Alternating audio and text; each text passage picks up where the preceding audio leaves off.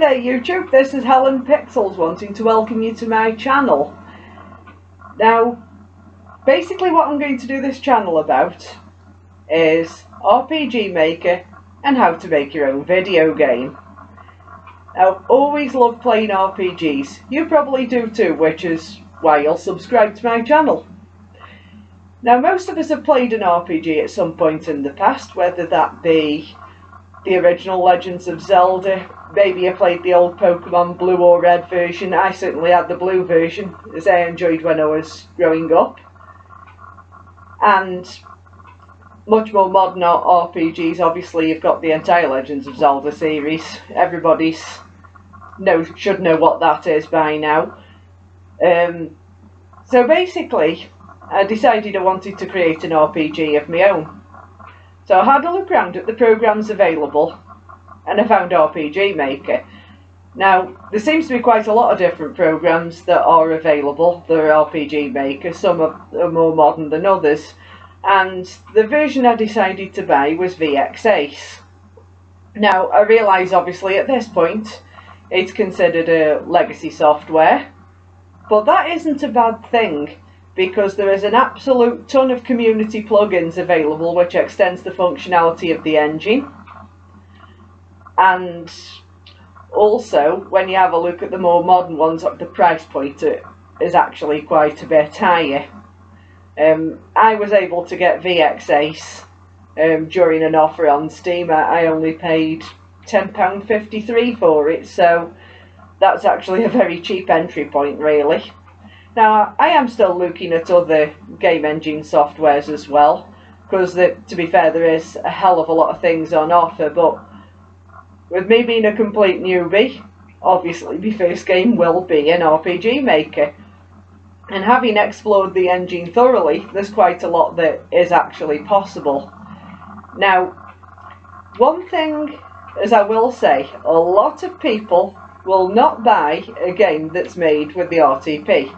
The RTP, by the way, stands for Runtime Package, and it refers basically to the default assets that it provides. That is the artwork and obviously the music and sound effects.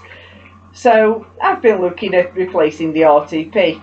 Now, I realise there's plenty of packages available on Steam and other websites where you can either download and use for free, or you can actually buy different art packages. But if you want to create something that's truly unique, truly just your own, then I would highly recommend making your own. Now, this is part of what this channel's going to be about, because I'm actually in the process of creating my own replacement for the RTP, which, if you're intending to sell a game, I mean, that should be an absolute must, really, because why would a consumer go to buy something when it has the exact same art in it as 1,000 other games? You wouldn't, would you? Not unless you really, really like that art style. Now, I'm not saying there's anything wrong with the art that's in the RTP, that there really isn't. I mean, it's nice enough. You know, I mean, if you were making a game like just for you and your friends, that's probably good enough. But if you're intending to make something with the intent of selling it,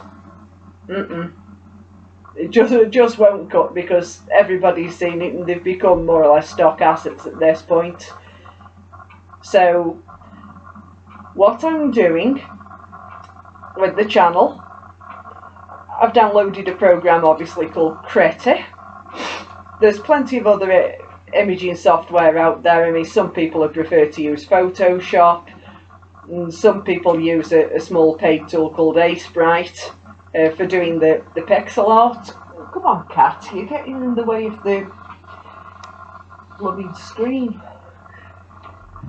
Sorry about that, that's the reason my curtains are closed. It kind of causes this great big glow because the sun coming through the window. It actually took me a while to get the lighting right for this video. So, overall, what I'm going to do in the channel, I'm going to be explaining certain subjects to you. Things like how to use your auto tiles, because when I first got started I was very confused about how auto tiles actually work. Once it's broken down for you and you can physically see, it's not as complicated as it looks, and I've successfully made several auto tiles for myself. What I want to do is show you guys how to do exactly the same thing, and also give you some tips on pixel art in general. So that's going to be quite interesting. It's not just the auto tiles, it's how to draw the other sorts of tiles as well that you're going to be using it in the game. How to configure those in the game engine so you set your collisions properly and all that sort of thing, because the last thing you want is your character walking all over the walls. That's what happened to me before I realised what I'd done wrong. I actually had to ask somebody on the forum and they were able to put me right. So there's little things like that that obviously I'll need to get covered so that it's going to be easier for you guys. Now, the different versions of RPG Maker, it just depends what version you have as to what tile size you actually need, because I do know that there's a couple of more legacy versions that actually use the 16 by 16 tile size.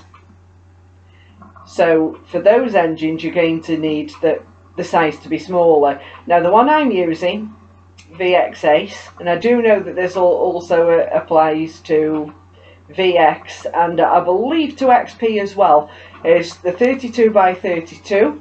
But the two most recent versions of the engine, the MV and MZ, they both use a 48 by 48 tile size, which of course will allow you to add in a little bit more detail still onto your pixel art. So do bear that in mind, that when you're creating your own assets, the tile size may not necessarily be the same size as the graphics that I'm going to be making and showing you, and that's only because the different engines actually accept different tile sizes. I mean, if you're not using RPG Maker but you are using some other software that's allowing you to import your own assets, you can still take tips from me, or just bear in mind that the layout of those tiles might be slightly different. Obviously that part's going to be engine specific, as is the actual tile size, although some engines do support multiple tile sizes. The other things I'll need to cover is the animated tile sets and also the sprites, because you get what's called a sprite sheet, and it's a set of 12 images. So that's actually one row for each orientation, up, down, left, right, and within each row there is 3. So it allows you to do like the walking animation, so that you're not just stuck with a static image moving across the screen, because that would look pretty stupid, don't you think? So I'll be able to show you how to do that, on how to set up your own sprite skin to make it quicker and easier for you to actually make your own NPCs. So with all that said, that's basically the overview of my channel. Later on I will be going into sound design, the programs that are available for you to compose your own music, even if you're a complete noob like me, I might add. So there's that, and also there's programs which you can use to create your own sound effects as well, because again it's part of replacing the runtime package and getting your game to actually look and sound unique. And of course later on down the line I'll be showing you a lot more in the engine itself, with regards to how to do events, conditional branches, and all those kind of good things that will make your actual game.